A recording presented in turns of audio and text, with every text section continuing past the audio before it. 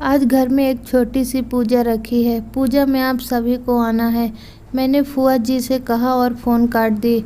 मैं सुबह सुबह उठकर पूजा की तैयारी में लग गई, तभी मोबाइल की घंटी बजती है। मेरी काम वाली कमला का फ़ोन था।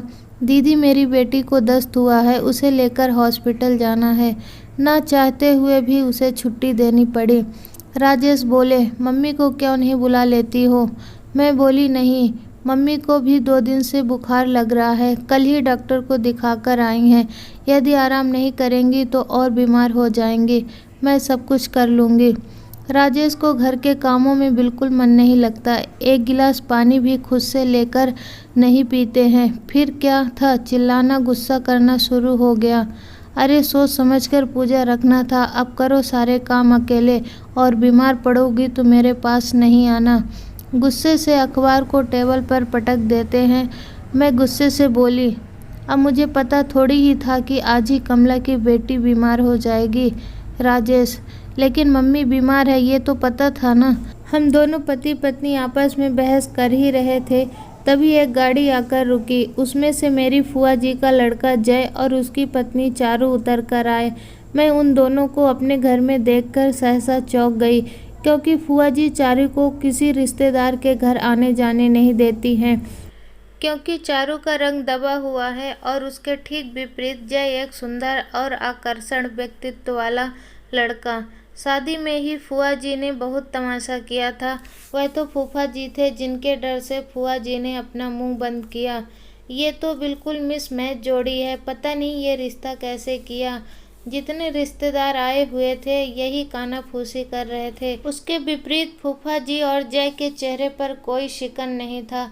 दरअसल चारू फूफा जी के साथ काम करने वाले एक दोस्त की लड़की थी, जिनकी तबीयत अचानक खराब हो गई, इसलिए उन्होंने दोस्ती के कारण चारू और जय की शादी कर दी। इधर सुना तो था मैंने कि फूआ जी बदल गई हैं, चारू को मानने लगी हैं, क्योंकि फूआ जी बीमार रहने लगी हैं और चारू उनकी बहुत सेवा करती है। चारू और जय को अपने घर पर देखकर मैं समझ गई कि फूआ जी जरूर बदल गई हैं। चारू और जय ने घर में आते ही सारे काम अपने हाथों में ले लिया। राजेश और मैं पूजा में बैठ गए। पूजा से उठी तब सारे मोहल्ले की औरतें चारू की तारीफ करते नहीं थक रही थी।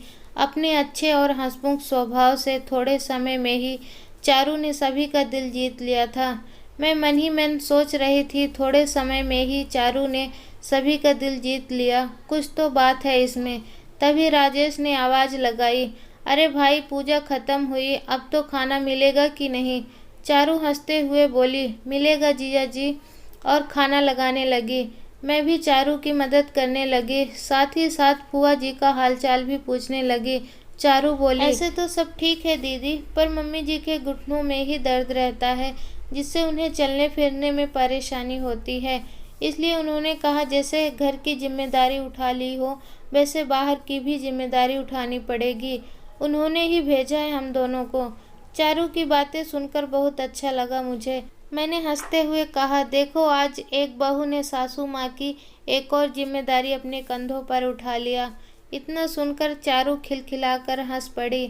जब चारू हंस रही थी, मेरी नज़र चारू के चेहरे पर पड़ी। पीले रंग की साड़ी में चारू का सांवला चेहरा खिल रहा था। उसकी बड़ी बड़ी आंखें, मोतियों जैसे दांत, एक अलग ही चमक थी उसके चेहरे पर। मैंने देखा जय भी तिरछी नज़रों से चारू को देख रहा था। मेरी नज़र ही नहीं हट रही थी उन दोनों पर से। मैं मन ही मन सोच रही थी, कौन कहता है कि ये मिसमैच जोड़ी है, ये तो परफेक्ट मैचिंग नंबर 1 जोड़ी है। खाना खाने के बाद जय और चारू भी अपने घर चले गए। राजेश को हर बात में फिरकी लेने की आदत है। राजेश ने आंख मटकाते हुए कहा, देखो मिन्नी, ना पैसों से ना रूप से चारू ने अपने व्यवहार, अपने अच्छाई से सभी का दिल जीत लिया। मैंने राजेश को आंखें मटकाते हुए देख लिया था। मैंने भी हंसते हुए कहा, सही कहा आपने, चारू को 10 में से 10 नंबर मिलने चाहिए, लेकिन जय को 10+ नंबर मिलेगा। राजेश हंसते हुए बोले, अच्छा क्यों, तुम्हारा भाई है इसलिए? नहीं, बिल्कुल नहीं, बल्कि एक अच्छे हस्बैंड की तरह चारू का साथ देने के लिए, इस मिसमैच जोड़ी को परफेक्ट मैचिंग जोड़ी बनाने के लिए। जो अकेले चारू नहीं कर पाती। फूआ जी के अकड़ू स्वभाव को झेलना अकेले चारू के बस में तो बिल्कुल नहीं था। मेरे ख्याल से दोनों के आपसी प्रेम और सहयोग से ही दोनों एक गुड कपल एंड फूआ और फूफा जी फैमिली हैप्पी फैमिली बन पाई है। राजेश हंसते हुए बोलते हैं, तर्क करने में तुमसे कोई नहीं जीत सकता है, और हंसते हुए वहां से चले जाते हैं। दोस्तों, आशा करते हैं कि ये छोटी सी कहानी आपको अच्छी लगी होगी। चैनल में नए हैं तो प्लीज़ सब्सक्राइब कर दीजिए, वीडियो को लाइक कर दीजिए। अब मिलेंगे नई कहानी नई वीडियो के साथ, तब तक के लिए जय हिंद।